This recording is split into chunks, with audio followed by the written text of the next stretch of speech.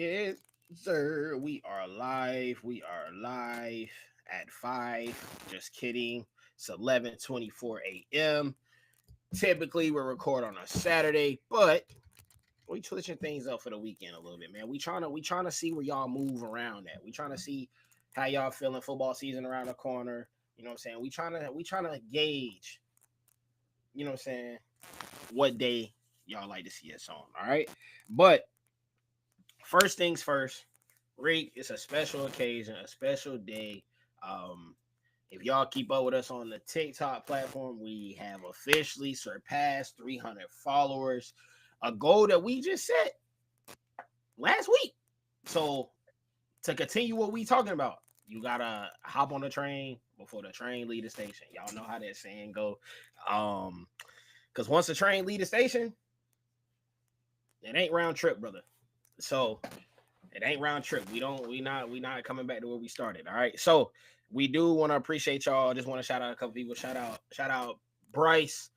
Um has been diving deeply into WWE since we've started the pod. I'm proud of the brother. I'm convinced he might watch more WWE than the Jets. So that means we moving up in the world. Shout out Dre. Uh being since day one, really. Now that is your brother's name, right?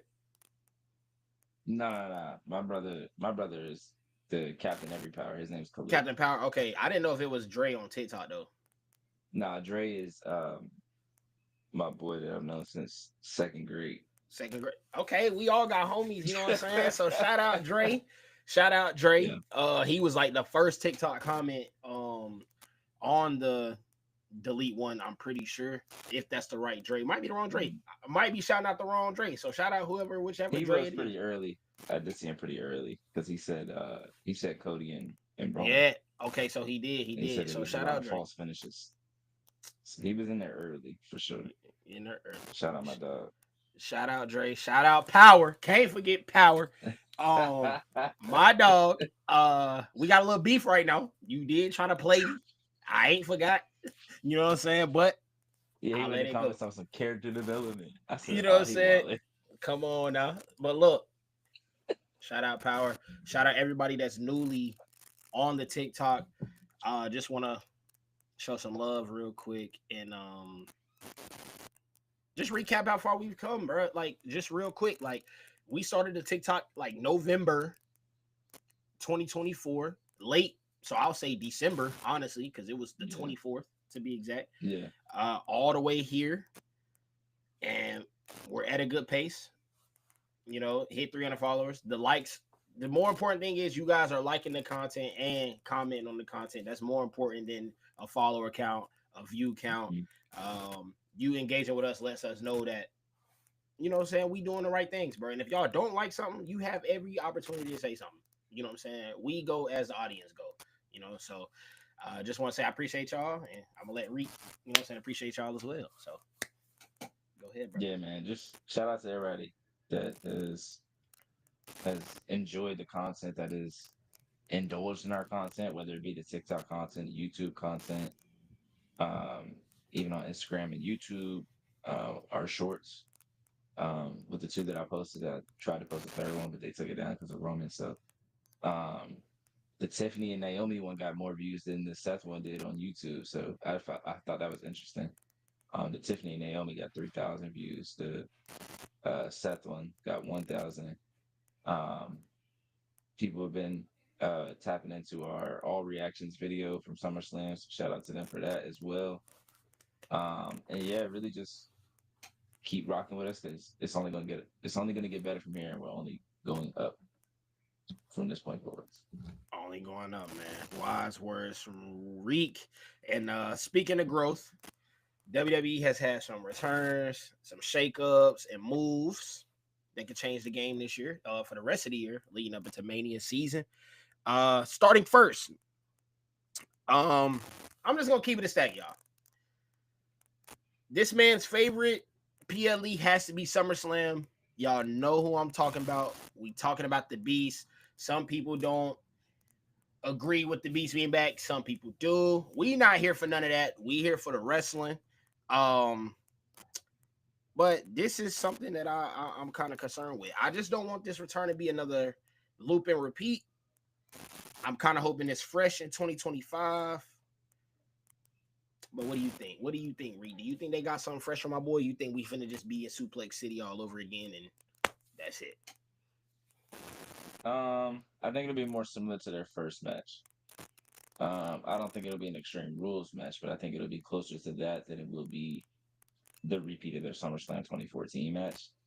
Where Brock just, you know, because if you do that, then it diminishes the rest of the roster because we just seen John Cena go toe to toe with Cody Rhodes, and then also find ways to beat the other top talent that they currently have. So, um, while you still want Brock to feel like a beast and you want him to feel like one of those untouchable characters that if they lose, it means something. You don't want to go too far to where it makes everyone else look diminished in the process because I'm sure there's a Gunther and there's a Braun Breaker down the line for Brock. So you have to leave that door open to where it doesn't feel like okay, like he just ran through Cena again and now he's on the prowl for somebody else and they probably not gonna, you know, they're probably not gonna do any better than Cena did. Or if they do, if they do better than Cena did, then that whole story you were just telling for 5 months with Cena being able to hang with all those guys just goes out the window too. So you really just don't want to be, you really just don't want to go backwards, in my opinion. Yeah, you definitely don't want to go backwards. Um, Also, that was kind of like that was more of a broad question outside of Cena, and you definitely touched on it. You're saying don't let the roster be diminished by a fresh Brock Lesnar coming in. Is that your main standpoint? Yeah. I feel that. I feel that. I feel like I don't know. I feel like I kind of want to see a change. Maybe a change of Brock. Maybe like a. I mean, obviously he's a beast. Obviously he's gonna destroy everybody. I feel like, but I don't know, bro. Like maybe some moral conflict with them. You know what I'm saying? I don't know. Something like Yeah. because he didn't say a word. We ain't saw him since. I thought maybe he would have showed up to I SmackDown, did too. maybe, but it was like he doesn't like the. I mean, he has done some crown jewels, so I can't even say he don't like to travel. But Right. yeah, I thought maybe I he would feel be like if there. you were, it would be for Paris. Right, for sure. But Which I think he's gonna show up to Clash in Paris and cause John Cena the match and give Logan Paul the win in the process. Probably might be rough. We'll touch on that later, y'all. But um, as far as Brock, you mentioned Gunther. Obviously, his last match is set for Minneapolis SummerSlam. Once again, his favorite PLE. Yeah, probably. It may be Gunther, might be Braun. I don't know. But ideally for you, which route would you like for them to explore for the end? for the end of Brock's For the in-ring end of career, Brock. We're just fast tracking it. You know what I'm saying? We assuming I we would only got a say year with Brock.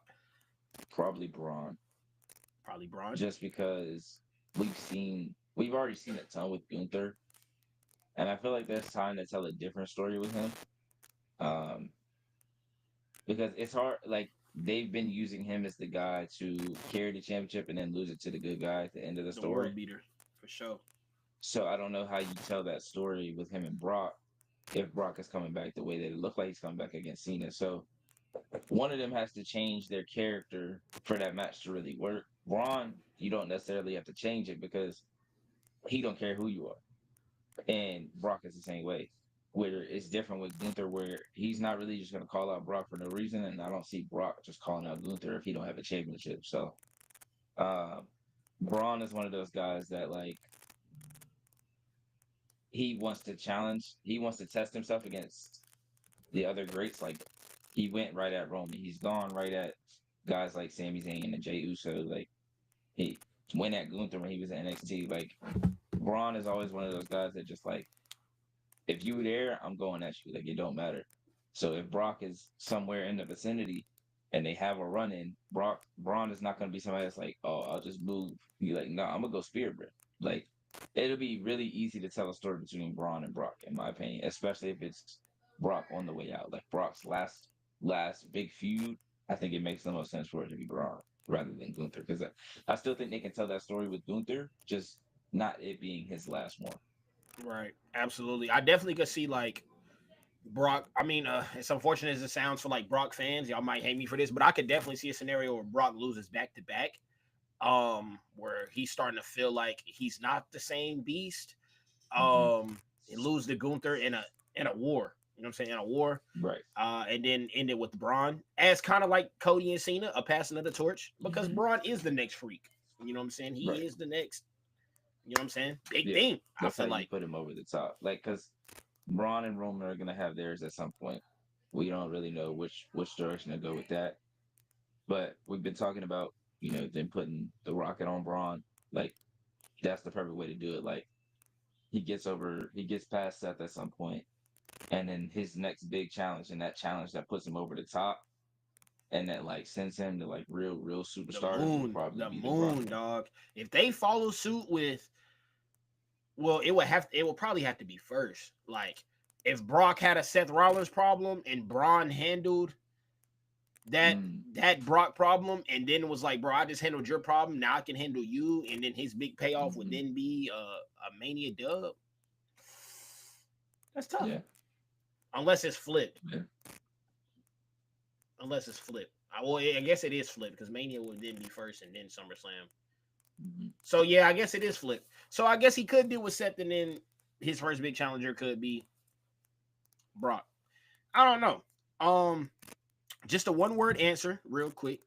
Um, since we're doing the Cena farewell tour, and the ghosts of the past have came back.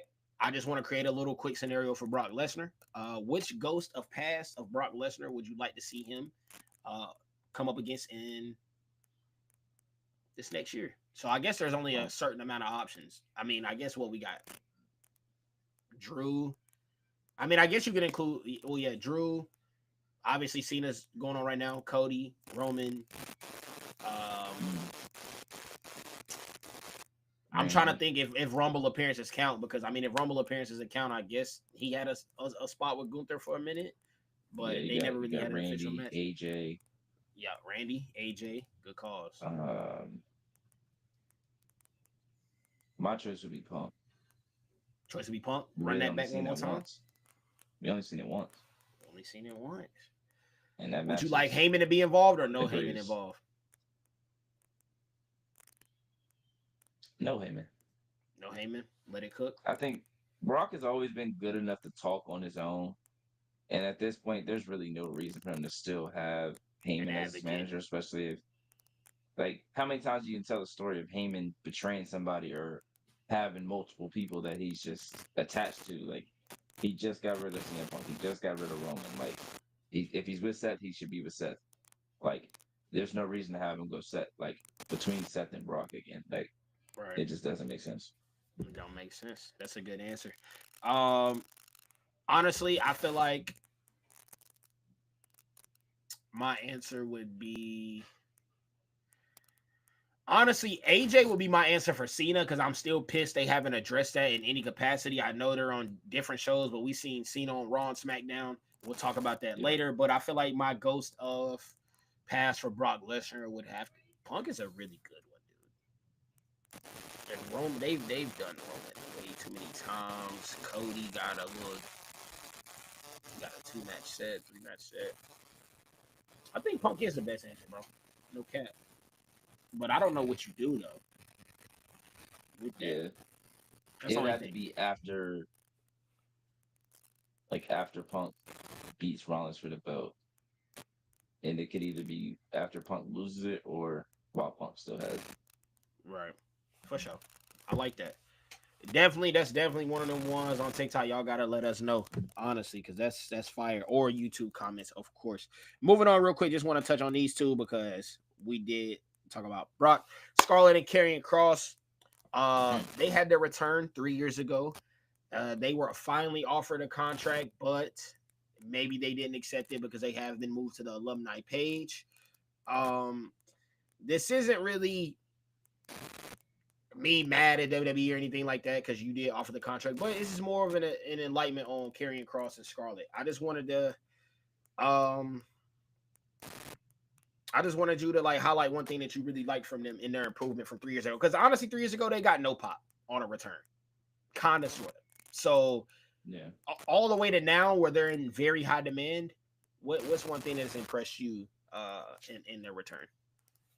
Just the storytelling, really. Um, like they did a bunch of different things with his character, and I don't know if they meant to do the things they did. Like I don't know if certain people turn face or turn heel because of carrying targeting them or having specific things. But you can see like when people say something on Twitter, he'll be like, "Yep, that's exactly why that happened," or "Now you notice," or "Now you see." Like, and as time went on, fans got more and more behind it because they wanted to see that character on TV of like, okay, like whenever he gets his hands on someone or like starts to follow someone around, their character changes. And I think that's always a really interesting story. They just didn't really go into it. Like they didn't really give him the opportunity to tell the stories on TV. They were just like, "Yep, this is what happened." Like they had like they never told the story or they never talked about how the New Day turned or how AJ turned back the other way or just different things. Like even like they tried to do it a little bit with Sammy, but it's like y'all were just being lazy with it at that point. I would Yeah, just say like they did a good job of doing making the most of what they were given, even though they weren't given very much. Like even when they were given the group, they didn't really do much with them, and then they kept giving them Bobby Lashley and them, and it just didn't make sense. Like none of this that story never made sense in terms of like them not liking each other.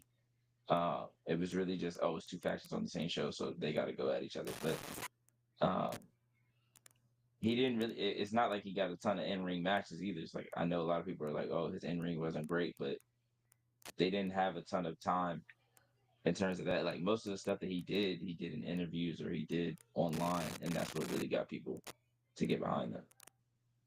absolutely, man. The use of social media, it's very powerful, man. I just wanted you to have a quick ISO, man, because that we like Karrion Cross. Karrion Cross pretty cool. We talked about him on this pod a lot. We actually talked about him before he blew up. That he was Hmm. starting to do good work. So shout out to them. We hope they renew, honestly, or we hope they find a common ground. Moving on next in this last returns and goodbye segment, y'all. We gotta talk about my dog, man. My boy A Town is down right now. He is removed from the active roster due to injury, I'm pretty sure. Um, but man, like Austin Theory was somebody that was kind of like Drew McIntyre, honestly, like got labeled as a chosen one kind of early in his career. Things happened with Vince. Triple H took over. Theory was then, I mean, was in a tag team. We was waiting for the split. Got the split on TV in a segment with the New Day, and we really ain't seen Theory since. So, what would you like to see from Theory upon his return? Obviously, I'm thinking they may repackage him. I don't know, but if you had to repackage Austin Theory, how would you want to see that done? I would just, I mean, I know when he comes back, when his music hits, he's going to be a face. I would do it similarly to Anthony Bowens. That's the AEW um, character. Anthony Bowens and Max Caster. They were a tag team. Max Caster, Anthony Bowens got hurt. Max Caster went out on his own, started talking a bunch of craziness. Eventually, was getting booed a lot. And then when Anthony Bowens finally returned, it was against Max Caster still, so it put a cap on that story, even though they're going back to it now.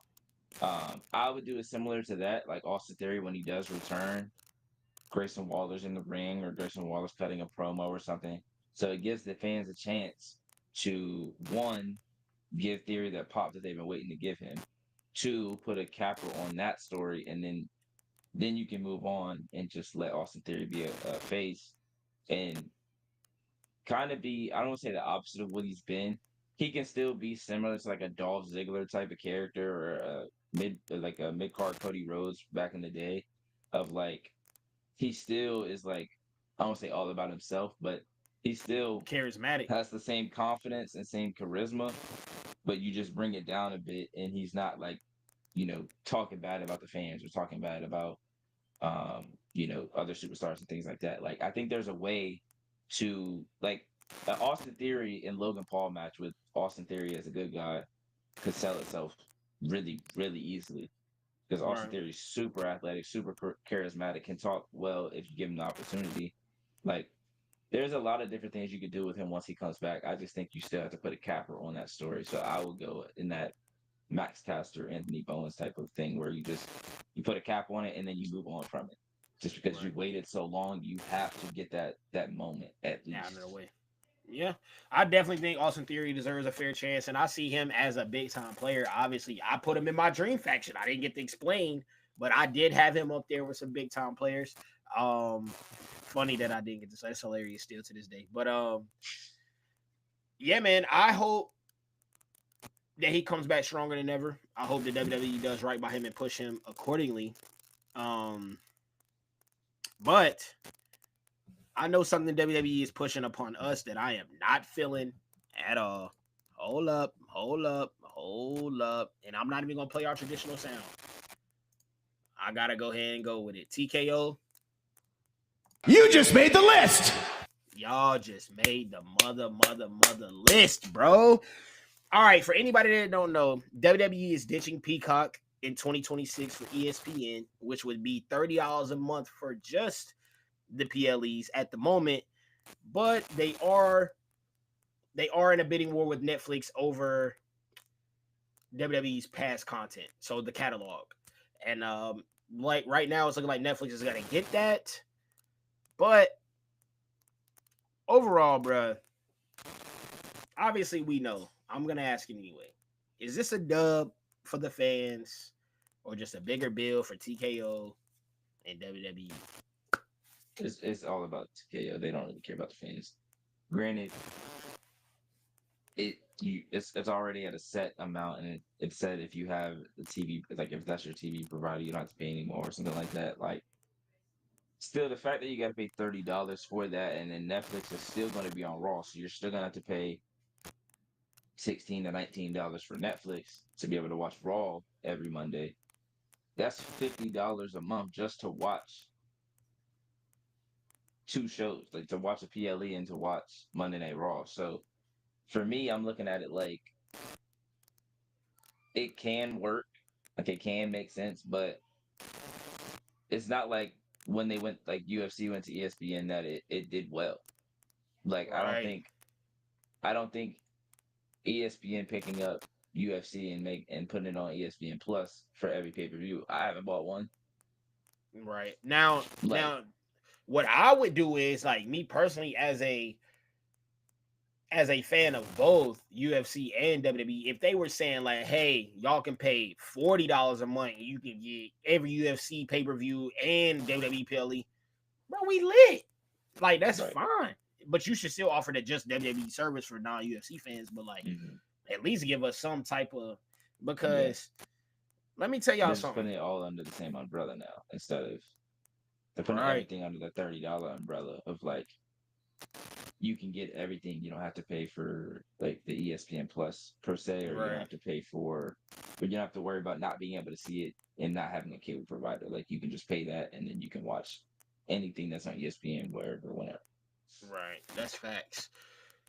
That is facts, bro. I mean, bro, it's money hungry. But let me tell y'all something though.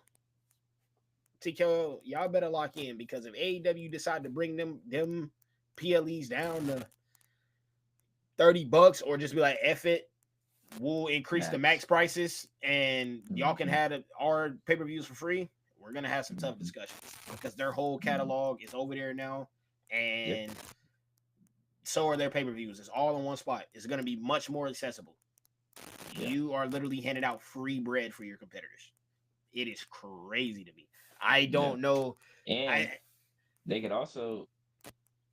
also do something where like they might do something with Peacock too. Like you never know. Like you just open that door for Peacock to be able to do something with them. So I don't know. I'm sure they're looking at it a little funny because SmackDown is still gonna be in USA, which is technically under Peacock. or is in the same, Yeah, that brand or same whatever. But realm. it's like, I don't know. WWE's just moving really funny in terms of like just feels like they're just selling themselves to so many different things. Like they sold themselves to TKO, and they're selling themselves to, and they sold themselves to Netflix, and they're selling themselves to ESPN. Like you're Man, they gonna sold have themselves to to Saudi. appease Like so that's many where it different started. right. You have to appease so many different things that you're losing Your what the actual core. purpose of this entire thing is. It's the crowd. It's the fans. That's what this is all about. Y'all say there's no WWE without its fans, but y'all keep making decisions that have nothing to do with the fans. Absolutely, bro. Like number one, like we said, you already doing the Saudi stuff. Saudi is definitely going crazy, bro. Now y'all talking about 2 WrestleManias, one in Saudi, one, bro. Y'all are killing us, bro. Because like, what's the point of WrestleMania at that point, bro? Like, we already number one, we can't forget real WWE, real OGs can't forget. Whenever WrestleMania first expanded to 2 nights, y'all was not feeling that. And we Mm-hmm. cannot act like it's any different. Y'all was not Mm-hmm. feeling that. Y'all was like, now we went from that to having discussions of, well, night one ain't even a real main event. We can't Mm-hmm. act like that's not discussions we didn't have. And they really Now, stole that idea. They stole I that did idea from New Japan because Wrestle Kingdom has always been 2 nights. got yerked from somewhere else. And now y'all went from, okay, WrestleMania is 2 nights too. Okay, Mm-hmm. now SummerSlam is 2 nights. And so is WrestleMania is 2 nights. And then we're going from that to, okay, now we might do SummerSlam 2 nights, Money in the Bank 2 nights, Survivor Series 2 nights, WrestleMania 2 nights, Warrior Rumble. Royal Rumble 2 nights, and now we're at 2 WrestleManias. Dog, at some point you're not even gonna have a story to build because you got a PLE every 2 weeks. Like, Yeah. what are we doing, bro? Which they Like, struggled with in the lead up to SummerSlam dog, listen, because they had seven events right before. had 7 events, and on top of that, WWE, y'all better thank God, bro, that y'all have the women that y'all do in that locker room because Evolution was one of the worst put together cards, honestly, that I can remember under the Triple H regimen, and they delivered themselves. Yeah. They delivered They themselves. they get all the credit. Like, come on, y'all. Like, the money you done made every show Yeah. expensive to get into the door. Yeah. They not hurting for money, but they making deals like they are. Like, yeah, exactly, bro. It doesn't make sense. Like, we see these merch sales, And it's still we see releasing all people. that. It's crazy. It's just Crazy. like, what do you want to happen? Like, wrestling is essentially going to end up turning into a Super Bowl. Like, I will never forget the comments Joe Burrow made after the Super Bowl, where he was like, hopefully somebody can remember this, but I will always, where he said playing in the Super Bowl, it was a dream come true, but it felt weird because he felt like there was no actual fans in the stadium. Mm-hmm. He said it felt like a social event and we were the entertainment. Yep. That's what WWE is literally about, bro. We keep saying the crowds are weak because we're losing the core fans because Mm-hmm. of bread. Yeah.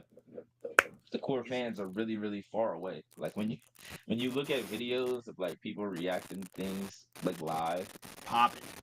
and they're Hey, like up there. they're like jumping. Yeah, they're super far away, really high up. But everybody that you can see in the front row, besides like the people that are like on the hard cam that we see every freaking week at every single show, Raw, SmackDown, and every PLE. On the other side, you always see is celebrities, and then on the other side is families. So it's like y'all are missing out on opportunities, but they don't care because they keep making the money back. Like the money keeps flowing, so they're looking at it like, hey, they keep watching, they keep showing up. Like even if they can't afford it, people are still gonna come. Like, and that's the problem. Like WWE is never gonna feel.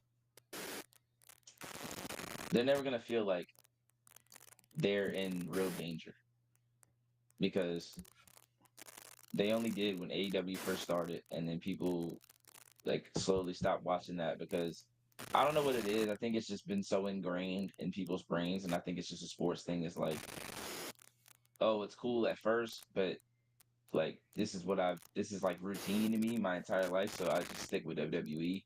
It's Yeah, the same way with like the NFL. Like no one watches UFL, AFL, XFL. No matter how many times they rebranded. Um, like it's just like people don't watch EuroLeague when it comes to the NBA. Like you love basketball, but you're not watching EuroLeague. You don't watch, WNBA. You don't watch, some people don't watch college basketball. Some people don't watch women's college. Like when you've grown up watching one thing or like being so attached to one thing, it's hard to branch away. attach yourself to another thing.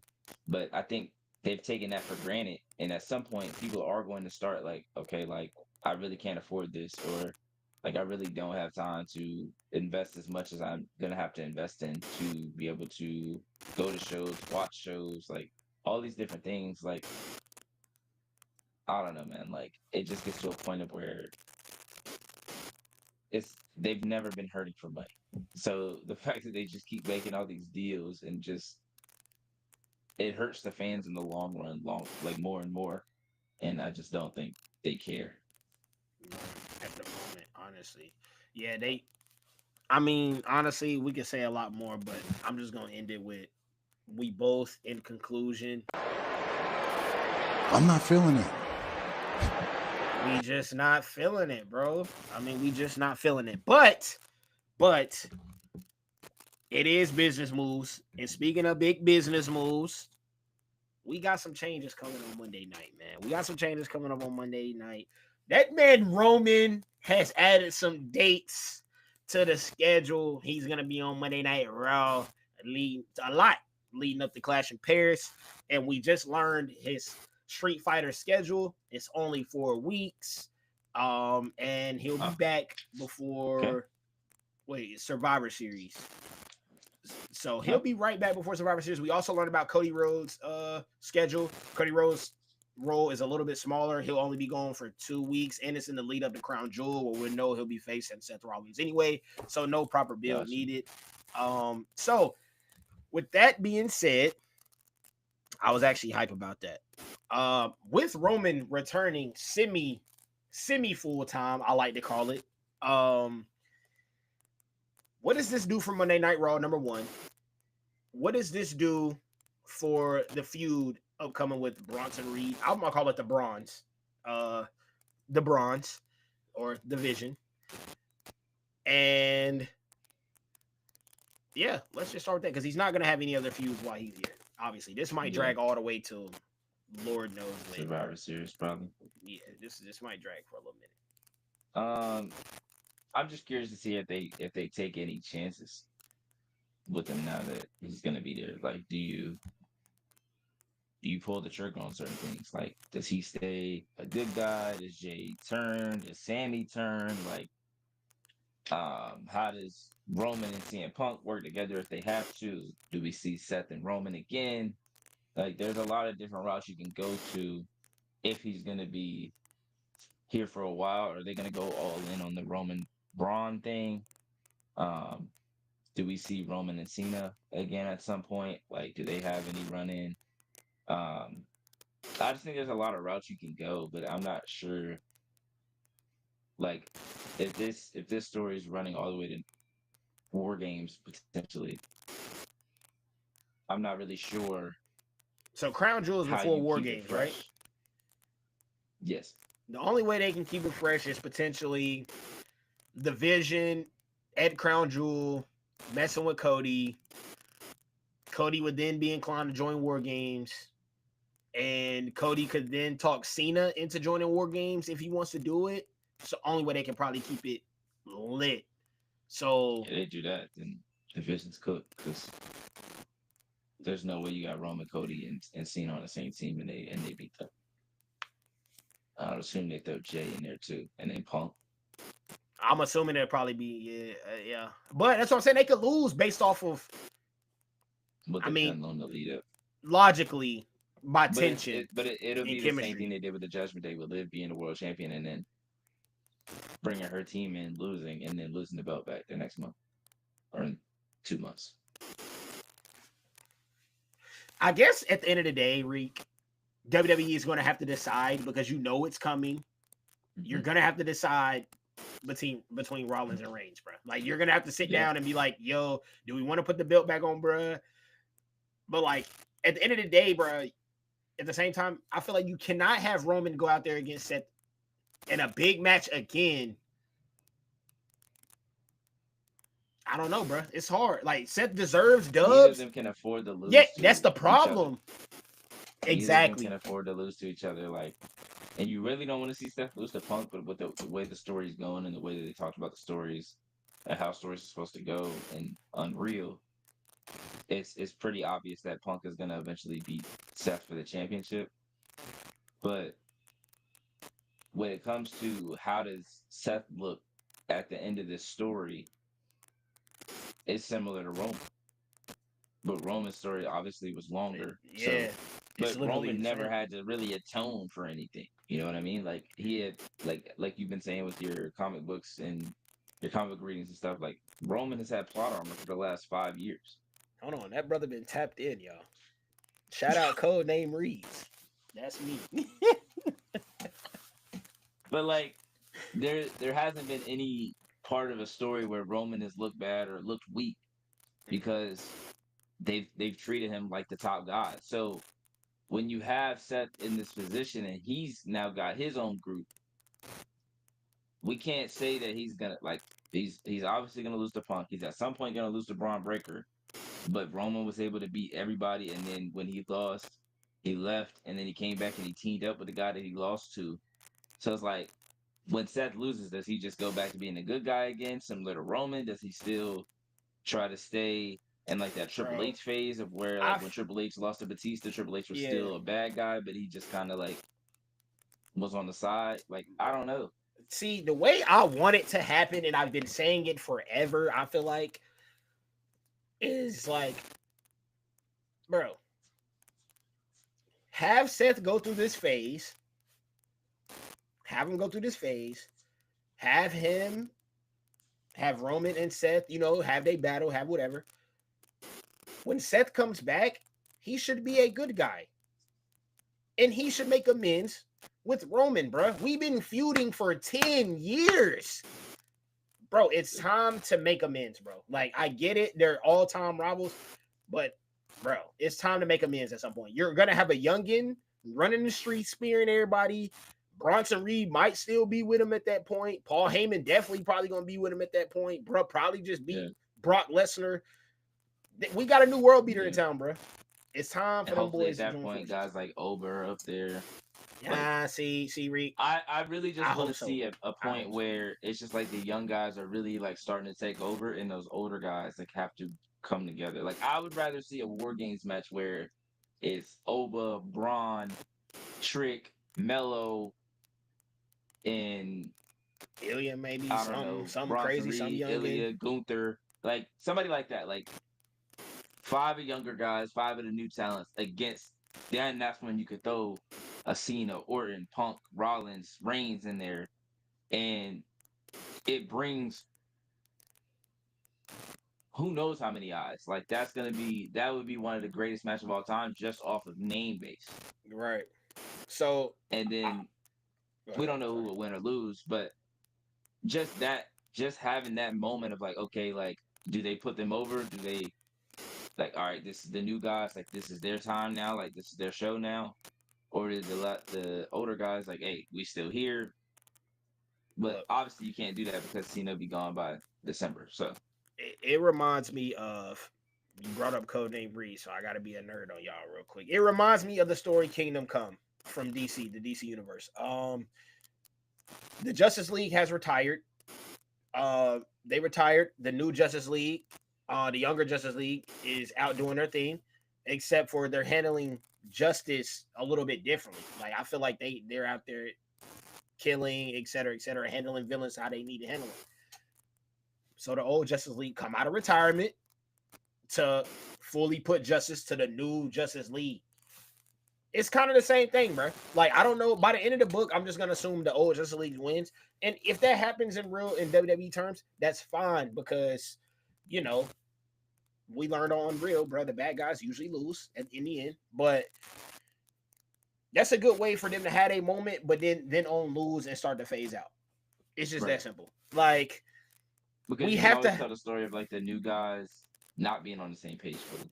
right, Because they're all gonna have their own egos, whereas the older team won't, because they all know they're either headed on the way out or already out, and they really just are gonna band together for this one time. Like all you need to do is win one match. The other ones, it's like, now I want to be the one that wins this match. I want to be the one that looks like the star coming out of this match. So you can tell the story that way, of where like them losing doesn't look bad because they just got in their own way. Like right. there you go with the young stuff again, but like I I would hate love when to they see we that. hate when they do it with Gunther, but like that's one way they go about it. With those guys, it's like, okay, they're all 26, 27, 28, and Right. they feel like they should be the guy to win the match, or they should be the guy that is carrying the flagship instead of all five of us Right. doing it together.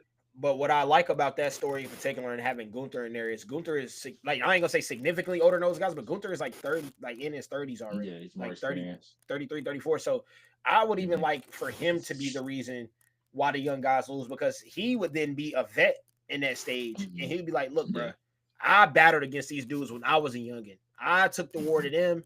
They respect me. Y'all don't respect me. Hmm. So Hmm. maybe Gunther flips out. That would probably be the first time we see a flip in the war games, right? Like somebody flip sides. Dakota Kai did, but she didn't. Like she just turned on Tegan and then left. Right. But in terms of flipping sides, yes, because they thought Kevin Owens was gonna flip sides to Undisputed Era. He didn't. Um, yeah, the only one I could think of is Dakota Kai. Right.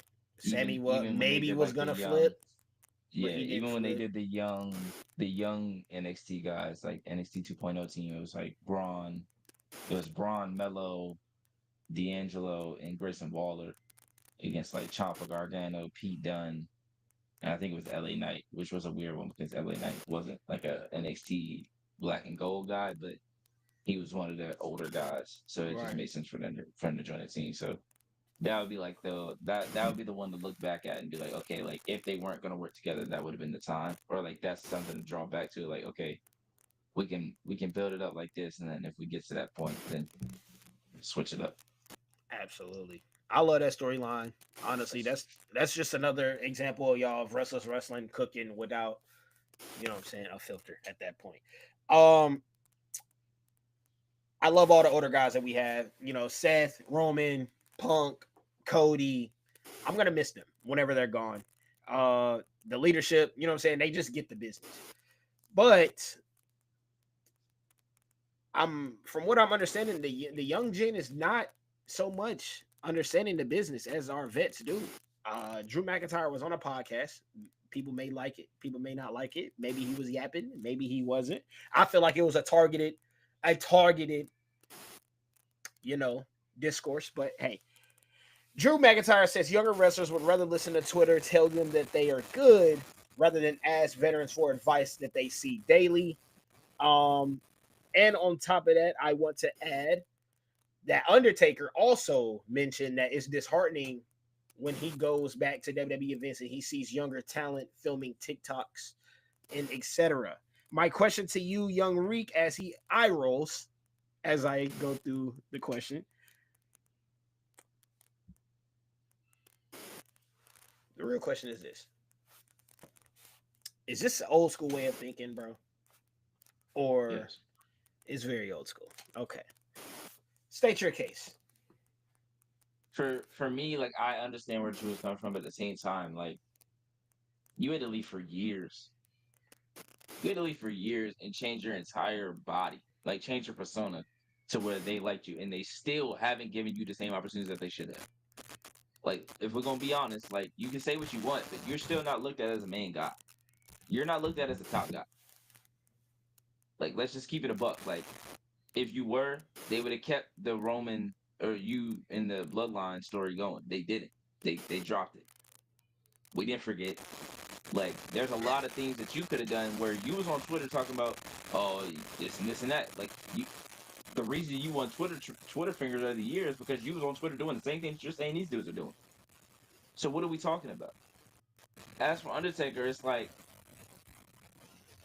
that's WWE fault, really, because they keep getting all these sponsors and putting them in all these commercials, why wouldn't I put myself out there to try to get in these commercials and get on these brand deals and get this money? Like, yeah, I want to be a wrestler. I want to be one of the top guys, or I want to be one of the top women. But if Maybelline just became a brand deal, yeah, I'm gonna post a TikTok in my gear in the back where it's gonna get hundreds of thousands of views, millions of views, and get on that Maybelline brand deal. Like, I don't understand this whole like, oh, I can't believe they do this. Like, bro, it's 2025. It's not 1989 anymore. Like, it's 40 years. It's a 40-year difference. Like, it just doesn't make sense to me where guys like Undertaker just can't understand that it's a completely different time. We Say got that one Bret more Hart time. talking about I don't. I said I don't know why Undertaker just doesn't understand that it's just a completely different time. And then we got guys like Bret Hart who are coming out talking about Gunther's chops. Like, what are we doing? The only thing that I respected about the Bret Hart comment was that he said that like he's told Gunther himself. Because like if you was just coming out here talking greasy about how Bro Mm-hmm. wrestled and you didn't even mention it to him, that's kind of crazy. Yeah. But at the same time, it's unfair, bro. Because whenever you were coming up, Brett, like you had a different, like you were technical. You know what I'm saying? You were different than your peers, bro. Nobody else was doing what you were doing, and you were loved. Gunther is the same way. We know when we going into a Gunther match, we're going to watch a war, no matter who. Bro, he put on a war with Pat McAfee. How is that bullshit? If you make me care about a match that you had with Pat McAfee, come on, bro. You're special. Bro turned, no matter what they say about Jay, he shouldn't have tapped out to Jay. That's the first time we seen Jay go into a mode like that with any wrestler, and bro is feuding with the top star in the company that is his own cousin. Never seen him go to a gear like that. Crash Out Jay, that's where that came from. Like I'm just saying, like that's some bull. But as far as like my take on the Twitter stuff is like, bro, there's positives to everything. Why are we glazing people doing TikTok? Yes, is kayfabe dead? Yes, bro. But why are we acting like the clique didn't all share a hug in the cage in the 80s? Bro, kayfabe been dead. Been dead. It's just blown up now, bro. That's all it is. And let's stop doing that, bro. Because we have your talent, your own co-workers and peers go on TV. We seen John Cena himself say, "Nobody voice matters but y'all. Y'all control my whole farewell tour." Like, damn, okay, cool. We seen Seth Rollins just probably cashing the greatest money in the bank if outside of the heist. If you don't matter how you feel, by the power of being quiet and using social media. Bro, social media is king, bro. Why are we hating? Taker. Bro, you would probably be a bigger star if social media was popping when you was wrestling. No cap. Because then we can understand the full lore. Honestly. Now, a part of it was why your character is so great is because of the mystery. That's because why your character is so great, so you feel strongly about it. But Drew, brother, it don't make sense for you at all. It does not make sense for you. You use Twitter more than anybody else. And we seeing people do great work on Twitter. Naomi is doing fantastic work on Twitter. Bronson Reed is doing fantastic work on Twitter. And so is Carmelo Hayes. Like, Carmelo Hayes barely posts, and now he's starting to post. And now you got something to say. I just feel like it was targeted towards my dog. I'm not liking that. Yeah, for sure it was. Because it was, I think it was targeted towards him and Karrion Kross.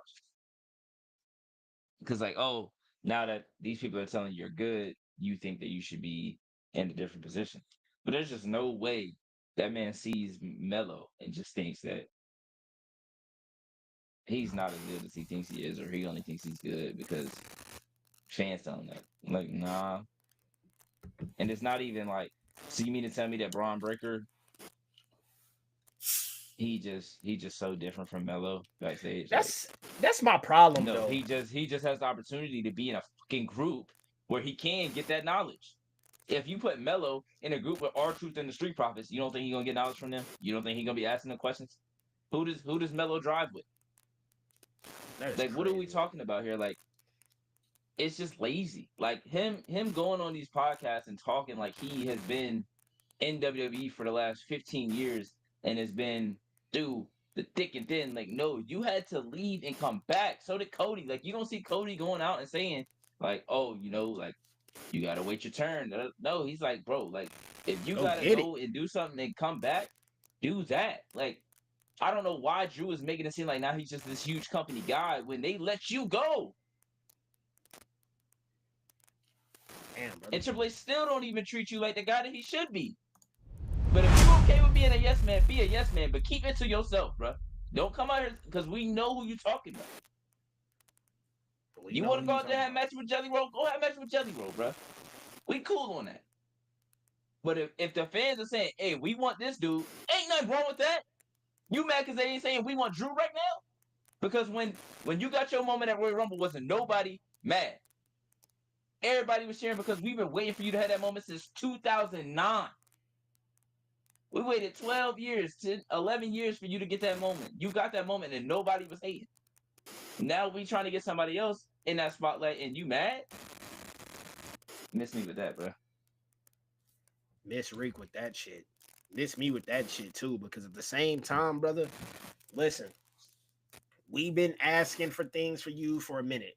We want you to bring back Broken Dreams. We wanted you to ditch the kilts and the swords. Bro, we've been wanting your character to evolve, and you did that. And we respected it. Some even crashed out when you got cashed in on. You know what I'm saying? So look, bro, all I'm saying is that podcast shit cool, but don't forget, we saw you on Unreal when Cody and Cena and Seth and Punk was giving feedback on how the chamber should go. I ain't see you say one word, my boy. How about you ask advice from the top stars, and then we'll see that. Now, look, granted, you are about to probably get a World Heavyweight Championship match at Clash in Paris, but it might be, but it's gonna be a one-off. So how about we focus on leaving a lasting impact, my brother, because it ain't going. It's not going, bro. Gunther has done more for his hood than you have. Gunther in what, 3 years on the main roster? Got more world title reigns than him already? We got to start asking for advice and asking these questions before we pass judgment on to others. That's really what I'm getting at. And Taker, if you don't like how shit going, stop going back. Stop collecting money. Stop doing all that. If it's really that bad, if you don't like working with younger talent, stop going to NXT and telling them it's their yard now. Stop going to NXT and putting on a segment, choke slamming Trick Williams for God knows what. Stop all that then. Just for your last little moment. Just go ahead and chill on that, bro. Just be a coach. Bro. And we ain't even rocking with that. We ain't even watching that shit. For this reason specifically. Like, these dudes are 19, 20, 21, 22, 23, 24.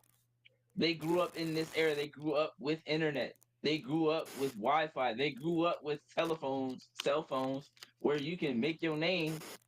Like, it's goofy because a lot of the people that he's coaching are coming from NIL. They not coming from, oh, I want to be a wrestler my whole life. They're coming from NIL. And what does NIL mean? It means they had a following. You're not giving nobody NIL money if they don't got no following. So where the following come from? Social media. Hello. Nice, Reed. Nice. We had to get on their ass.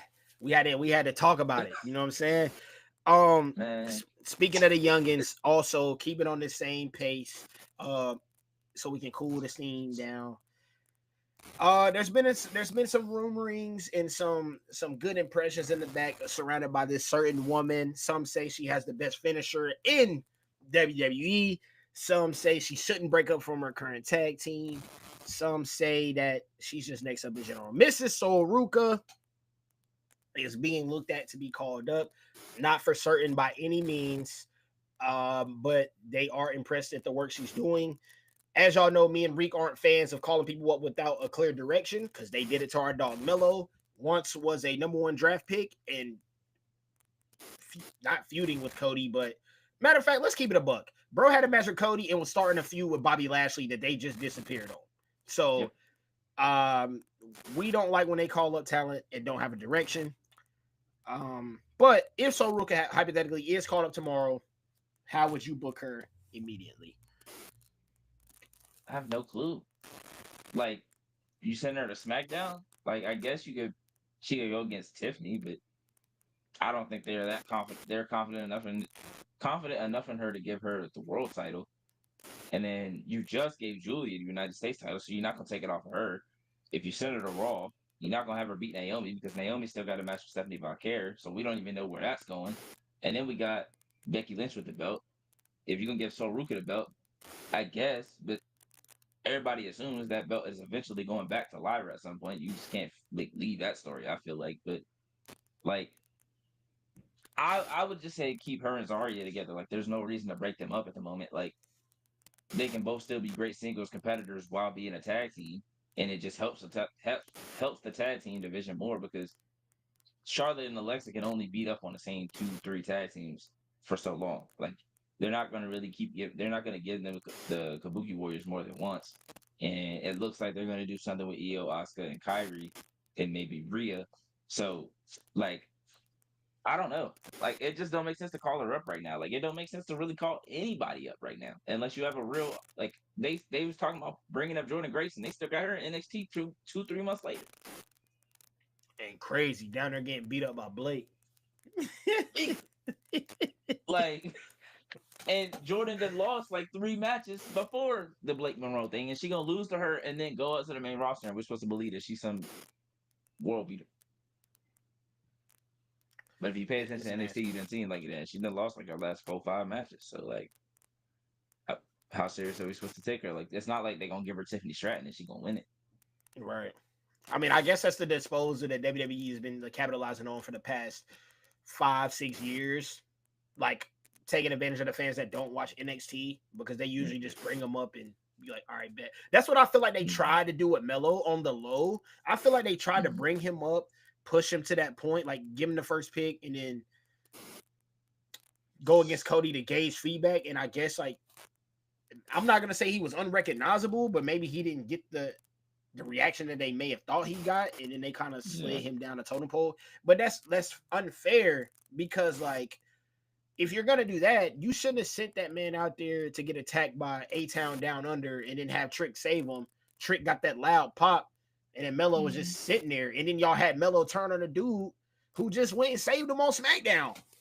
And so now it's like they had a whole nother character. The character that we seen on NXT, Melo, bro, was a heel, but they had bro as a face on SmackDown at the same time. Yes. So it's like, bro, is he supposed to get cheered or booed? Yeah, and then when he came to SmackDown after the draft, he talking cash. So it's like, bro, SmackDown fans didn't know what was going on really with him. If you didn't watch NXT, clearly we watched NXT, so it's like we knew him and Trick was at TakeOver. He been bad. Trick finally got his payoff. Melo went up, but it's like, if you didn't know that, that's why I'm afraid. That's why I'm afraid about Trick right now because bruh be off doing TNA, and I know people ain't venturing to TNA just to watch Trick, especially if he's not in anything with Joe Hendry. And then when he comes back to NXT, he's bad, getting choked by the Undertaker, losing to Oba, and now he's about to be in this tag against Dark State. But I mean, bro, I don't know. Like, when they bring him up, people not gonna know, bro, because the last time they seen Trick, he was a face on SmackDown. I don't know, bro. I don't know. They gotta chill, bro. Like, they need to. What we need to do is, what we need to start doing is with these younger guys is, we need to start. Y'all, I be seeing y'all be having 3 big whiteboards. Y'all need to leave all y'all's champions on the whiteboard at all times. And then beside those champions, just put down names that y'all feel like y'all will actually let beat those champions, and then start making decisions from there. Because, like, that's really the main problem. Every title is held up. You just gave 3 different title scenarios that are being held up or are in place to lose to somebody. Because you call up Soruka. At that point, how long are you going to keep? Are you going to snatch the title from Naomi that quick and put it on Valkyrie? And then again, you would have Soul come up, And it's like, bro, are you automatically gonna throw Soul up there to lose a 75 carry? No. Then what do you do with Rhea? Then what do you do with EO? Like, do they just forget that they was just in a whole entanglement? Like, bro, it's already confusing that 75 carries at Clash in Paris. I'm not gonna lie. After the fallen events that just happened, it's already kind of confusing with that. So it's too much going on. It's too much going on, bro. And I think in the midst of where WWE is failing is, yeah, they want to tell the fans to do this, do this, do this. Like, yeah, vote, yeah, cheer for them. And they not used to, I don't think they're actually used to changing things off crowd feedback. Like, I'm not gonna lie. Like, they say they do, and of course, like major storylines they do. Like, okay, the pivot from having Cody win at 39 to then having him win at 40. That's not even for the fans. Like, yeah, y'all do good pivots sometimes, but like, bro, we're asking for lower card people. Like, have y'all not noticed that 9 times out of 10, we're asking for lower card people. We're asking for Melo. We're asking for Karrion Kross. We're asking for Montez Ford. We're asking for Dom. We're asking for, we're asking for Austin Theory. We're asking for, Pete Dunnes of the world, Tyler Bates of the world, bro. Even Johnny and Tomas, bro, we damn Penta, Phoenix, Andrade. Bro, we're asking for mid card talent that we feel like it's main card talent, and it's like from the outside fan perspective looking in. And I know I've been talking for a minute, y'all. I'm sorry, but this is the best position that you could be in, bro. People that you don't value, the fans are valuing. This is the best position you could possibly be in, and they're taking it for granted. It's sad to me, bro. It's sad. It's sad, bro. Yes. Sorry, Soul Ruka. I know that segment was mainly for you. In conclusion, Rick, you feel like she shouldn't be called up though in the long run. No, not in the long run, but for now. There's no clear reason for her to be up, other than y'all just wanting another character on the show. Like, just work with what you got, and if you're gonna bring anybody from from NXT, Last Legend. What are we doing? Last Legend. Who's already been displayed on multiple PLEs at this point. It's right there. Like, why are they doing Nia Jax Last Legend on NXT instead of SmackDown? That's how you make a star right there, because I can guarantee you, if Last Legend debuted in 2 weeks, they wouldn't know that she's doing what she's doing with Nia Jax right now. But if you give them 3 weeks of them attacking each other, Last Legend gets a pop when her entrance hits after the 3 weeks. Guaranteed. Guaranteed, because fans love to boo Nia Jax. That's the easiest way to put Last Legend over as a face right away as soon as she comes in. Yeah, bro. And they've already seen her face, so it just gives her more time. Yeah, especially now that Raquel is a heel and Nia is a heel. Like, your power, Rhea is, I guess, a powerhouse, but not necessarily. Mm-hmm. Bro, you really kind of need another one, bro. Like, at the same time. Yeah. Especially on SmackDown, because, and please, for God's sake, don't have her just be somebody's enforcer, bro. Just have her be her own, her own identity. And her own character, bro, because they love to do that, and I'm praying they do the same thing for Oba. They don't have Oba come up there and be in a faction, and he's a background guy standing there just looking massive. Right. Come on, bro, and I'm afraid of that too. Like, yeah, I'm afraid of that as well, because Oba's title reign has been good because of him. Mm-hmm. Like I said, for people that don't watch NXT, like, Obafemi will come out, the segment Seth Rollins gets every Monday, where it's them in the ring for 30 minutes, pretty much talking how their division. Obafemi gets 5 minutes on NXT, and he's straight, clear, concise, to the point, throws a couple of who's, and bounces, and you feel like, damn. Every promo Oba cuts, by the end of it, Rick, I'm like, damn, who really gonna beat bro before he leave? Like, who's really gonna beat bro? He's that nice. So, yeah. My advice to WWE fans is, if you're strictly a main roster guy, please start watching NXT and showing mad support for the younger talent before they go up. So WWE kind of start having a sense of direction to send these guys. That's all I'm asking y'all. And I know y'all tired of us saying like, you know what I'm saying, be the voice, but bro, at this point, we all we got. All right, because they don't care. They do not care. Literally. Alrighty. So, speaking of call-ups and character shifts, we talked about him slightly, but I felt like since he got taken a stab at on a podcast, we finally got to see Melo on TV, bro, on Friday. And it wasn't what we thought. For people that did not watch Friday Night SmackDown, Carmelo Hayes was going to go to Nick Aldis for a U.S. title shot, but it was kind of halted by The Miz by saying, "Hey, dude, I just got us a tag team match instead." I don't know if this is WWE planting seeds for Melo to break out on his own and turn face against The Miz. Like, is The Miz going to be his first like feud as a face? I'm feeling like. Is WWE stalling, or is WWE just playing in our face saying like, we know y'all want him, but y'all can't have him? Which of the three do you feel like is the most possible scenario? I think they're definitely playing in our face, for sure. I was hoping you didn't say that one.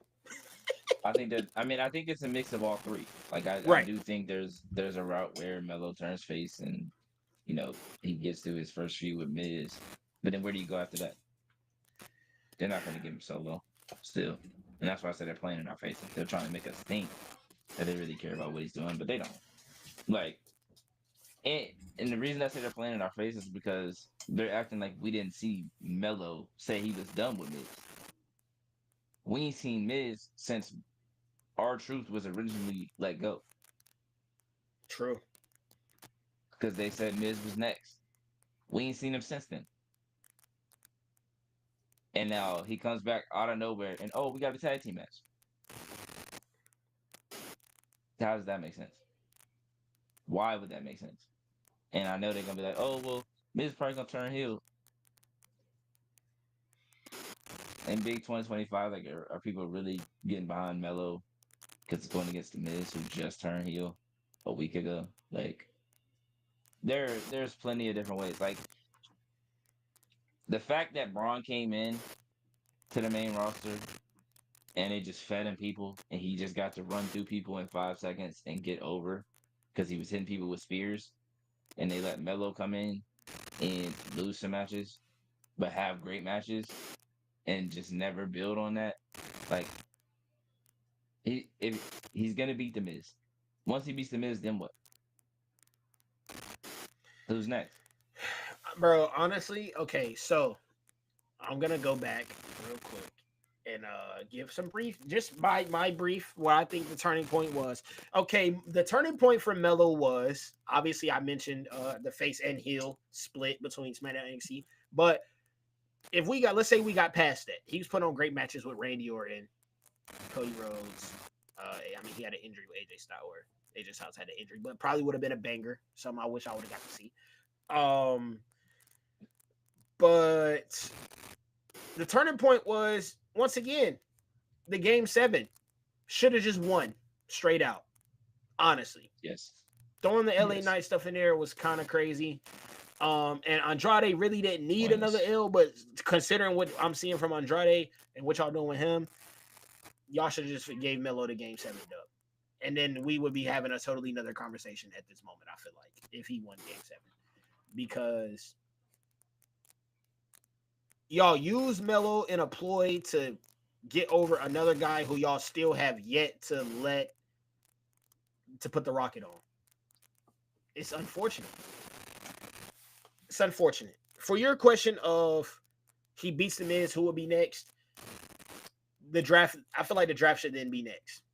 And then you send him to Raw. That's just how I feel. And then once he's at Raw, it's gonna be a little tough because, like I said, Dom is still. I feel like there's more of a leeway to. I don't know. I feel like there's a better opportunity for him over at Raw, bro. Especially if Braun is about to be like a top guy too. It's like, bro, you You was my top adversary, bro. You telling me we can't run that back? Like we can't get They something damn sparked sure up? not gonna let him do that. Hell no. I'm just yapping. If they didn't let Bobby Lashley be John Cena, they damn sure not about to let Melo beat Braun Breaker. Hell no, that's not gonna happen. I'll eat my words and apologize to Triple H 1,000 times if that ever happens.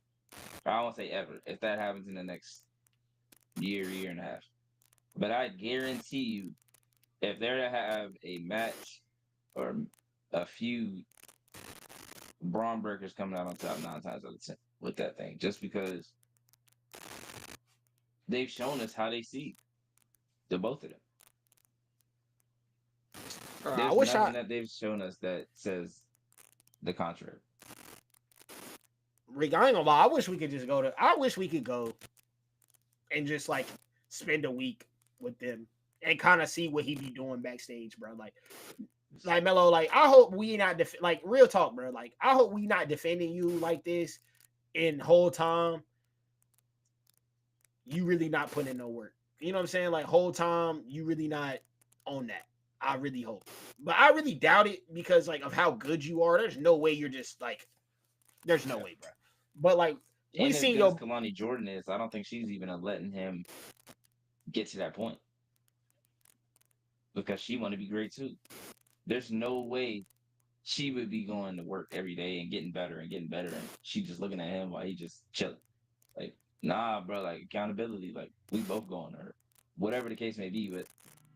But see, that's the thing. They get in our heads. We got people like Drew saying stupid shit. We got them not putting him on TV, and now we thinking like, damn, maybe he ain't doing shit backstage. Right. Maybe he ain't really putting in that work. But we could have said the same thing about Bobby Lashley. We could have said the same thing about Elijah Burke, Kofi Kingston, MVP, Shelton Benjamin. The list goes on and on and on. Of every year, player like time and time goes by. It's like, okay, this person they next up. Okay, this person they next up, and they never get that opportunity. You can't tell me that, like. Yeah, you can't tell me that shit either. Honest to God, bro. This is my last thing on it, honestly, because it's gonna go back to the thing we say. Honestly, I'm more upset about the R-Truth shit than anything. I cannot believe y'all had my dog. See, this was no. This is more subliminal to me than anything because there's no way that y'all had that man cut his hair, say he want to be more serious, and then have John Cena and him do a mirror act, and then you say, since you back, I'm back. And then guess what y'all did after that? All the BS booking and lame shit that y'all did with John Cena for 5 months, y'all made a joke and put it all on Truth.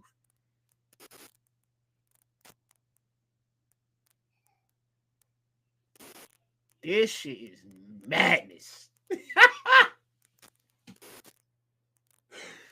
I called him Ron Killings for a day, Reek. I called him Ron Killings for 1 day.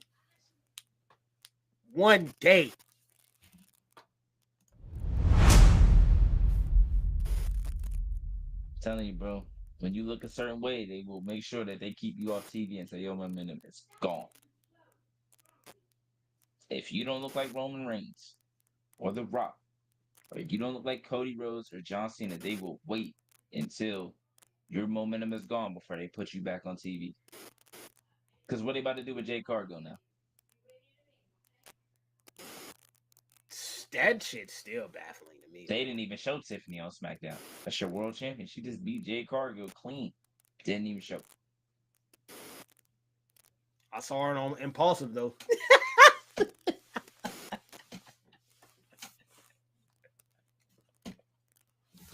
I don't get it, man. Hey, man, listen. They shoot themselves in the foot so often.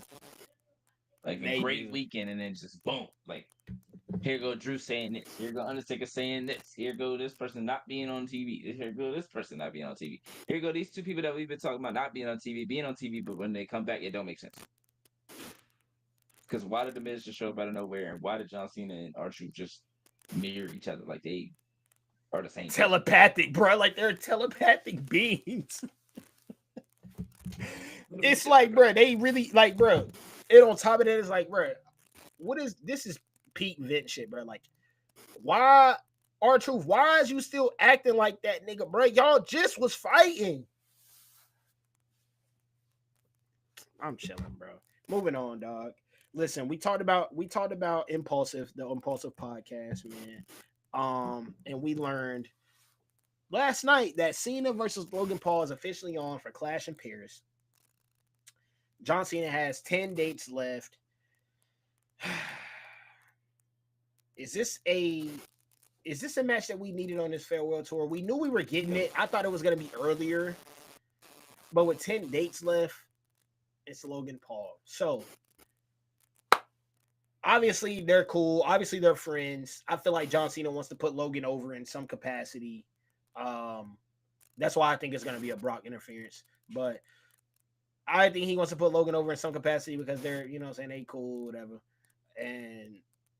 But this, I don't know, bro. Bro, y'all already wasted 5 months, bro. That's what I'm saying. Like, in reality, this farewell tour is ass. I'm just keeping it a stack with y'all. This farewell tour is ass, and it's only good because of how professional Cena is, literally. And how adaptable he is, I would say. And that's been one of the strongest things in his career for a long time. Like, yes, we obviously Super Cena is a thing, but he was fed a lot of bullshit throughout his career. Now, there was a lot of bullshit that he manufactured as well. But for the most part, he's always been professional and been able to adapt on the fly. So shout out to Cena for that. But it's been ass. We got to heal John Cena when we could have had a final match with CM Punk. They could have been them natural selves. He could have put on a best in the world performance, and John Cena could have put on a Super Cena performance. Could have got that. Could have got a Randy and Cena match. Obviously, it could have been heel Orton because y'all teased that, and we still ain't seen Orton spin back. He in there with Jelly Roll. So could have been that. We wasted that last match. We didn't get an AJ Styles match. Not saying that we can't in these last couple of dates, but y'all put on a Logan Paul match before AJ Styles match is beyond me. It saved SmackDown. Their feud literally saved SmackDown. I'm just keeping it a spec. And then yeah, we wasted a lot of time. So what does this do for Logan if he does perhaps get a win over John Cena? What does that even do for him?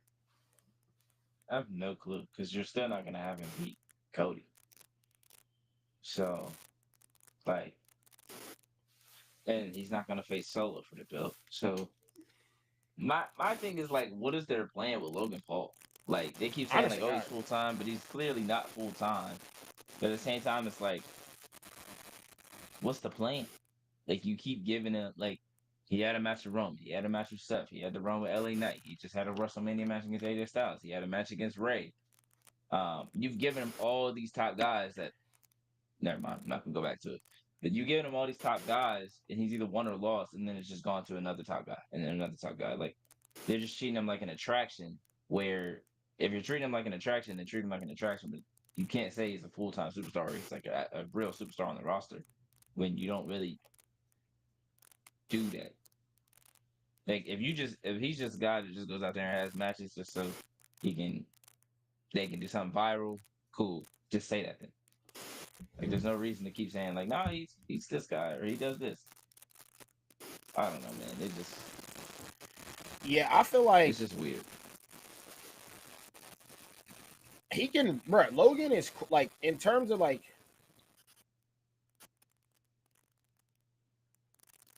He's nice, bro. Like Logan's nice, and if he legitimately turned to full time, like I could see them doing something. But it's like, yeah, we got to figure out what the line is because it ain't like, okay, obviously he's an outsider, y'all. We know this, but it ain't like he's a typical outsider. Bro is actually nice in the ring. Like if you don't think Logan nice in the ring by now, like a little bit, then that's crazy because he really do be putting on some bangers. But and he's willing to do crazy shit, which I give him credit for. But at the same time, you're right. Bro has now what I'm thinking is his catalog: Roman, Cody, KO, and Randy. I mean, you done named a lot of them, but I'm just saying, bro. This is a lot of main attraction. John Cena, of course, like I'm saying. Ricochet before Ricochet left.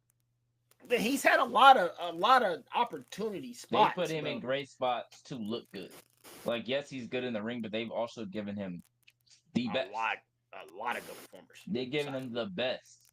Like you can't possibly look bad, and if you do, you look bad in this match. Then okay, we know where you are. But there's guys that could be in these opportunities that it's like because he's gonna do a dive to the outside of the ring, because he's gonna have a phone in his hand, he's gonna do a move, and it's gonna get views. Like okay, I guess. Like I think it would like if they were going the route of like Drew and Logan being a tag team, and they start going for the tag team belts or something like that. I'm not mad at that because that means he's got to be there a lot to be a tag team champion. And they respect Drew. Drew's gonna be on TV a lot. Logan's gonna be on TV a lot, and it gives you a chance to see him in a different character rather than just talking trash and getting a singles match and either winning or losing and then going to the next thing. Like I don't know, man. I don't know either, man. In terms of Drew McIntyre, Drew finally made his mark, targeted Cody Rhodes, hit him with a claymore, a mean claymore on the announcer's table, underneath that announcer's table, broke it underneath there. And it's looking like it's gonna set up for Clash of Paris. What's something new that we can see, man? Like what's something new that we gonna see in this? That's my thing about these Cody runs. Like, are we gonna do this thing again where we just feed him good matches and he just gets dubs until somebody dethrones him again? Like, what's Yeah, my question would be who's got to beat him because the Punk and Cody thing was apparently on the table for this WrestleMania for a long time. So is he holding it until WrestleMania? And then whatever that is, you make the decision there. Like, that's the only thing is like, there's nothing wrong with him having the belt. It's just once he does, what do you do with it? And that's what it's been for everybody. Like they've put the belts on people, and then after they do it, they just stop booking, or their creative just stopped there. Like the creative was the build up to the person winning the championship, and then once they won the championship, they just didn't talk about nothing else. see? Like, all It right, goes back to we'll talk on Monday before the show about what we'll do from here on out. right. It goes back to what I was saying a grip ago, and we like the chase is better than the chase is better, bro. The chase to the title is always gonna be better under this current resident, bro. Like back then, I feel like reigns were good. Like we were like, damn, we ready for the belt to get off him, but it's good TV. Like Right. he's in something. Okay, if y'all are asking me for examples, like I would say, obviously Punk's reign, like the booking during his reign was iffy. Like I feel like when they started throwing the Kevin Nash and all kind of, they started doing all kind of shit. That got iffy. But as far as most part is, we was tuning in to see what Punk was doing with that belt. Daniel Bryan, the chase was good. That was a really good chase. But it's like his payoff after the payoff, we was still locked in for him as a character. It's like once people win belts, bro, we don't be locked in no more. We just be like, all right, well, Who's next? yeah, what's next, man? You know, it's cool. And Cody, I think the thing that I really don't be liking about his reigns is this, bro. We have to stop putting this nigga like in these tag team matches, bro. Like it's cool, but like when y'all don't have nothing for him, y'all just be like, all right, bet you and Jay, you and Sammy. You know what I'm saying? Like y'all just Because go I out there. definitely thought Randy was coming out to help Cena because That's what I. he had just had a match with them. Yeah, So I'm like, oh shit, Randy gonna come out. Cena and Randy gonna have to have some kind of conversation. And the Cody music hit. And I was like, okay, I guess. I'm like, okay, it's gonna lead to the Cody Drew thing, which it did. But it's like you still could have got to the Cody Drew thing and still had the Randy Cena thing happen. right. Because like I don't know, bro. They Loki just wrote Randy out that story. Like that was Big literally time. his story at SummerSlam. He just had the match, they won, and then boom, he gone. Yeah, it doesn't. Yeah, that don't make sense. Like I don't know, man. We But dissected a it's lot got of to lead to negatives. Randy turning. It's got to lead to Randy turning. Because it's like, okay, Cena just did all this stuff, but when I was doing it, People were angry with me. People hated me. Like, and when I would turn back or try to turn back, people still would have like, oh, I don't know, we don't trust him. But as soon as Cena said he was good again, everybody was cool with it. Even you, Cody.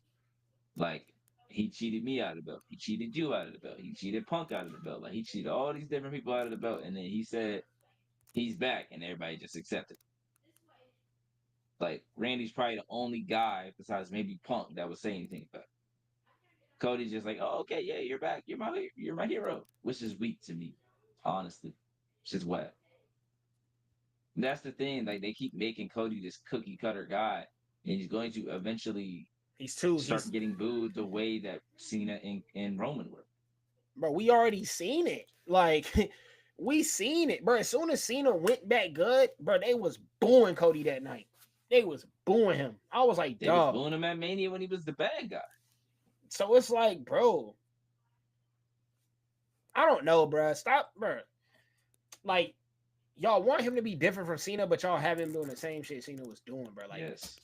And the funny part about Cena, like, we used to always laugh about that, bro. Like, oh my God, there's a girl in the ring. Yep. There's somebody coming down. Cena gonna come. Like, bro, we used to always joke about that. Like me and the homies back then, like in middle school, we used to be like, act like we get beat up, and then somebody run out there like they seen him. Like, bro, because we just know, bro. Like, Cena was always gonna save somebody, bro. It don't matter. He could be a burning building. Cena's running in there, and we like, oh, okay, where this is.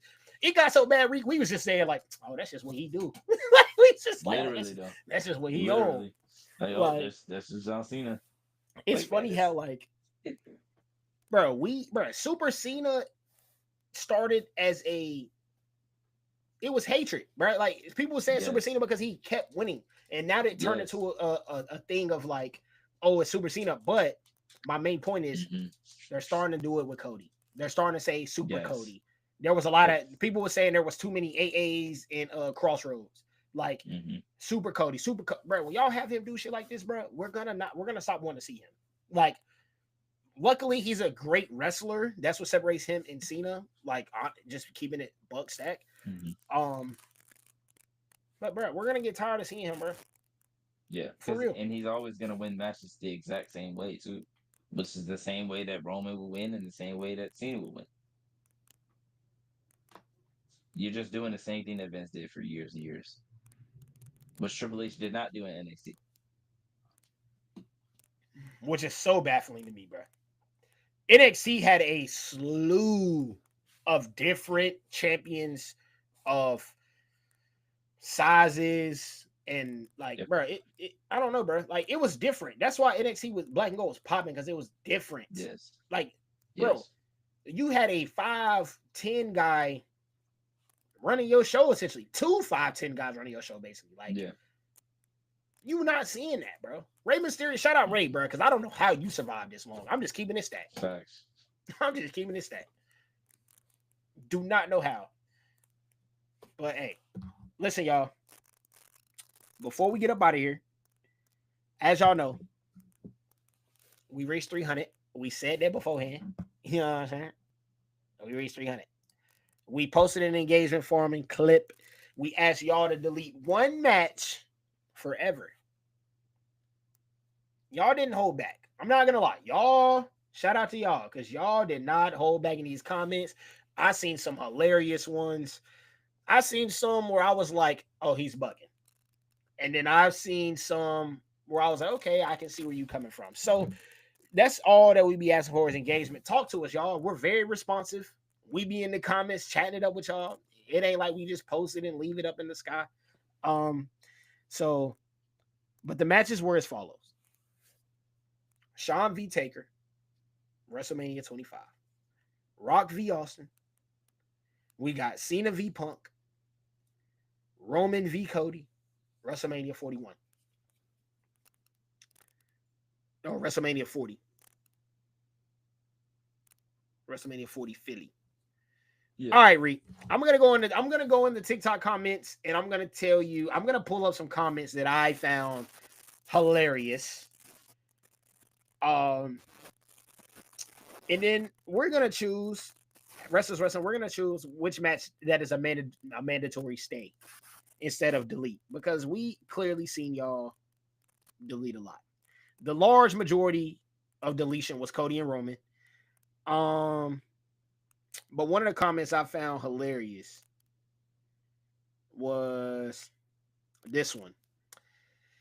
Somebody said Stone Cold and Rock, the third greatest heel turn, but also the second all-time pointless heel run at the same time.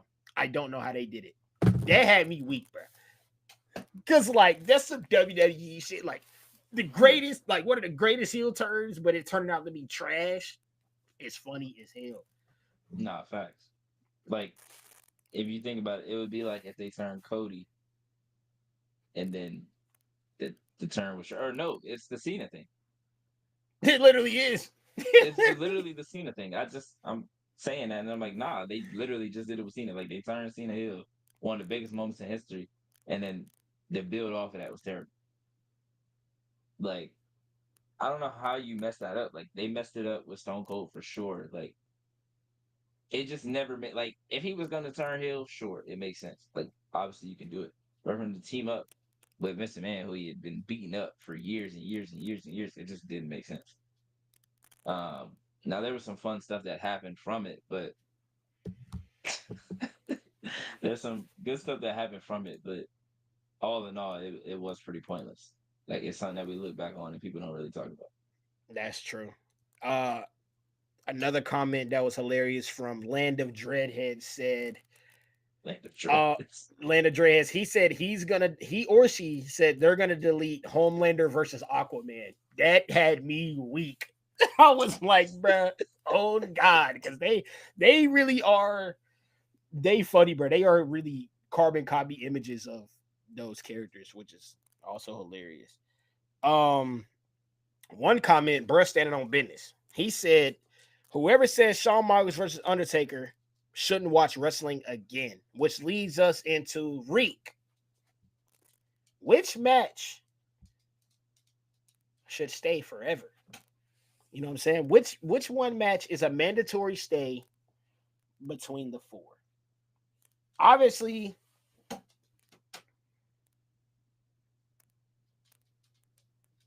I feel like I know my answer of what's gonna stay regardless.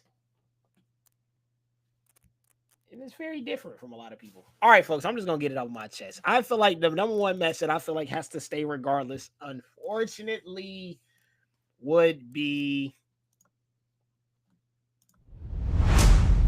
I think Punk and Cena has to stay. And why? And why, folks? The comments was capped. They were saying it's the least important match out of the four. And I call cap because it's the first time, obviously, we saw a guy like CM Punk kind of get the best of a guy like Cena. I feel like it just changed the whole course of WWE history. Maybe I could be in revisionist history right now, but I feel like if we don't get that, I don't know if we get the Daniel Bryan thing 2 years later. Like, I feel like Punk was the catalyst of change for himself, but slightly kind of for others as well after that match, after that point. Like I said, could be revisionist history, but also at the same time, out of those four, that is my most rewatched match. So I feel like it has to stay for me, personally. I low-key, But damn, I that's who I love was Taker. leaning towards. That's low-key who I was leaning towards. But I gotta go with Shawn and Taker. So good, so bro. damn It's good, so bro. good. Because that 26 match doesn't have the same feel if you take away 25. It don't. It It doesn't. don't. And that's actually a comment that it's actually a comment that we left as a whole. Because shout out to the world. And he said just the match, question mark. If it's just the match, the Undertaker v. Shawn, because we got them at 26. Restless Wrestling commented, shout out to us. Without the good reception of 25, there wouldn't have been a 26. So it's exactly what you're saying right here. Yeah. Because we folks might not get Triple H the next 2 years either.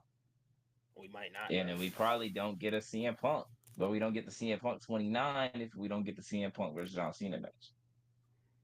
Layers, Reek. Cook. Keep cooking. I'm here. Keep And cooking. you telling me like, and the reason that I was gonna say Punk Cena was strictly personal, because like you said, without Punk winning that match, or even doing the pipe bomb getting to that and leading to that match, there is no Daniel Bryan getting the run that he gets. There's probably no Seth Rollins eventually getting the run that he gets. AJ Styles maybe never comes over. Adam Cole and them probably never come to NXT. Like, so many different things had to happen because of that match specifically. Like, say what you want about CM Punk, but that match opened up the doors for so many other things. As far as Undertaker Shawn, it just changes the trajectory of the end of Undertaker's career. Because up until that point, his WrestleMania record was good, but the matches weren't always good. His last, so from 25 to 30 was great. 31, yeah, he was already like past his prime at that point. I think after 30 was the drop off. But from 25 to 30, even 20, I'll say even 23 to 30 was a great run. 25. What was he had it? Batista, and he had Edge, and then he had Michaels, Triple H, Punk, Brock. And that is the best stretch that he had. HBK, sure. HBK, Triple H, Punk. He should have retired after that. Like, for real. 100%. That's the best 100%. stretch that he had. Or the Brock one. If the Brock thing happens, that's the last one. Yeah, for sure. It's actually, the perfect way to go out. The perfect way to go out. For real. But he wasn't supposed to lose that match originally, so that's where it goes back to, like, if he doesn't lose that match, then obviously he keeps going. But if that's where he was supposed to lose, I think that should have been the last one. For sure. Honestly, because I feel Shawn like actually stopped. That's why that second match hit so hard, because Shawn did actually retire after. Facts, bro. Literally, legit made me cry. Like, I was younger then. It made me cry seeing him lose and having to retire, bro. Like going into that Reek. Mm-hmm. This is like that WrestleMania. I feel like it's the first WrestleMania where I ain't gonna say kind of, but I feel like that's the first WrestleMania where I knew like storylines like in and out, and like I feel like they actually had repercussions. Like, yeah, I don't know, but when he lost, bro, I cried, bro, because I was like, bro, this is the last time. Like, because up until that point, like we seen what happened up until that point. I feel like we seen him retire Ric Flair. Up until that point, Ric Flair stopped. Jeff Hardy had the I Quit match. Jeff Hardy was gone. So like back then when we was kids, when it was something like that, that shit meant it, bro. Like they was not back. So I was sick, bro. I was sick. And to tell you the truth, the 2 years later, I wanted Triple H to beat him, bro, badly, because I was like, bro, get him out. He just beat Shawn. Get him out.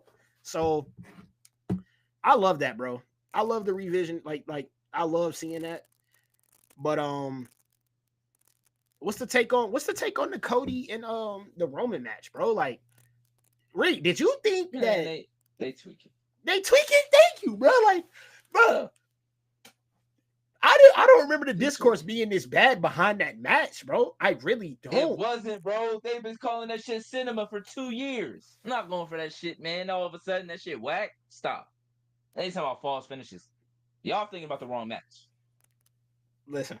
How many false finishes was in that in 40? They wrestled for like 15 minutes, and then the rest happened. Then they was talking about, the Avengers Endgame shit. That shit was kind of whack.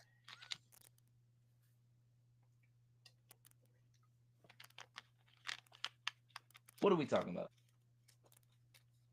Motherfuckers they just saying shit, so they didn't gotta say. Listen, Stone Cold and The Rock. But if we talking about in-ring work, because there's other times they main event against each other.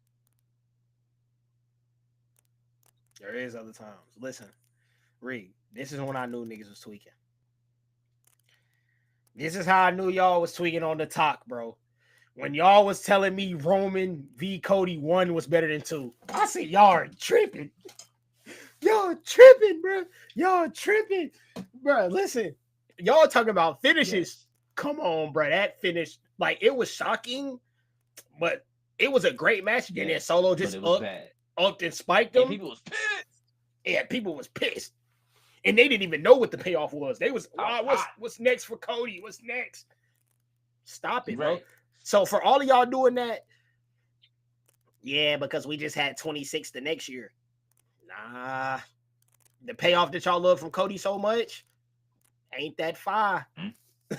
Ain't Nope, that fire it definitely ain't. without that loss that Because y'all when was is mad that? When about. that payoff don't happen? When's the payoff? If it's not at 40, when's the payoff? 39, 39, I guess, was the payoff. Like, nah, Hell no. nah. Listen, bro. I'm gonna try to find another comment from y'all. Okay, this is another good comment. It was just 48 minutes ago, so y'all are still rolling on this, John. By Gold Tap 5. Here's the thing, though. The other matches came in eras with very good rosters, even Punk v Cena, Cody v, which is cat, bro. I'm sorry. Um, Cody v Roman is the anchor of this era, and they're pretty much the Rock versus Austin from today. So I guess his came with stipulations. He didn't really give his like answer, but do you agree with his sentiment that Cody and Roman is the Rock and Austin from today? That's pretty much what I'm asking then. Because The Rock and Austin got hot at the same time. Roman been the guy since at the very least 2015. Cody in 2015 was Stardust and was on his way out of the company. Yeah, like so blunt. If we're saying somebody's Stone Cold and The Rock, it's Rock and it's Roman and Seth. Got hot at the same By time. far, it's Roman and Seth. Because Rivalry look, runs deep, bro. Stone Cold beat The Rock every WrestleMania main event. Roman has yet to beat Seth in a one-on-one match. Roman eventually has to get that win. The Rock eventually had to get that win. The the Triple H, it would be more like Triple H in the Stone Cold, or Triple H and Rock, than Rome than Rock and Stone Cold for Cody and Roman, in my opinion. I'm very But impressed even with you. then, I don't think there's really a. I'm very impressed with you this episode, bro. Everything you've been saying, I've been like, okay, I'm with this nigga today. It don't listen. It don't always happen like this on Restless Wrestling, y'all. But today might just be one of them days. 8/10, 2025 might go in the record books, bro. This nigga is on a heater today. You know what I'm saying? I ain't gonna lie. I'm feeling that.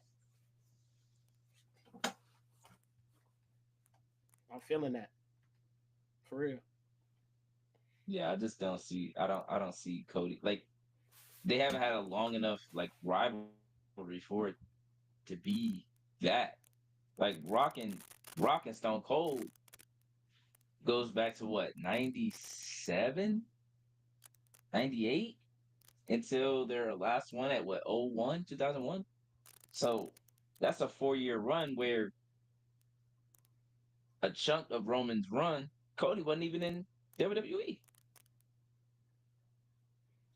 Like, yeah, nah, I can't go with that one. I can't do that.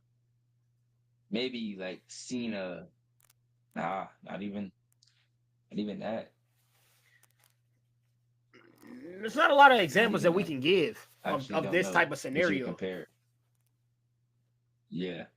honestly. Like Like, they've got two WrestleMania matches back to back. Cena, Brock, maybe. That's like the closest thing that I can think of, just because while they've been in the same company for a long time, they didn't have a lot of crossover. right.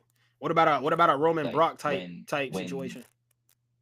Like at that point. I was thinking that too, They had a lot of matches though. but like there was no, yeah, they had a lot of matches. Plus there was like a clear good guy and bad guy. Like I don't know if Roman was considered Brock I guess he would be considered Brock, and then He would be considered Brock because he was there longer, and essentially. I would say more Cena Brock, but they on yeah. Roman's been there longer than Cody has, but Cena was there longer than Brock was. So it's hard Yeah, it is hard to. Yeah, it to is. put them into like a category of where they were. No doubt. Um, and the last thing, the last but not least, before we get up out of here, been a very solid episode, y'all. Shout out to James with the Cade Cunningham profile picture. Um, I guess we could probably stitch this in a video, but he said the real question is to rank these four matches, and I appreciate comments like these because it gives us new, fresh content takes. So I'm gonna let I've been agreeing with everything Reek been saying today. So I'm gonna let Reek ISO and rank these four matches because he is our ring general of Restless Wrestling. He definitely is a technical wrestling machine watcher.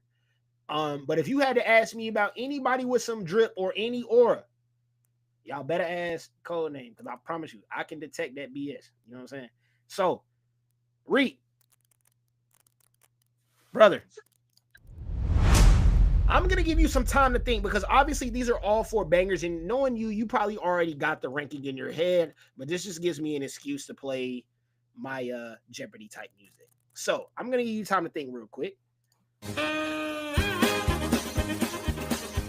Once again, folks, if y'all don't know the matches that Reek is about to rank, we have Shawn Michaels and Undertaker at WrestleMania 25, which led to the WrestleMania 26 match. We got Brock and Austin WrestleMania 17, which led to Stone Cold's heel turn. John Cena and CM Punk Money in the Bank 2011, which ended up leading to a new generation of stars maybe getting opportunity. And Cody Rhodes versus Roman Reigns at WrestleMania 40, which is the new era that we're in now. So, with all of those being ran back through and the repercussions, Reek, rank these four matches.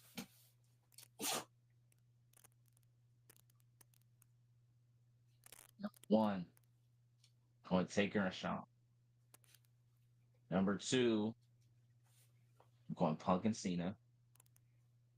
Number three, I'm going Cody and Roman. And then number four, I'm going Rock and Austin. Very nice. Very, very nice list. And guess what? We agree again.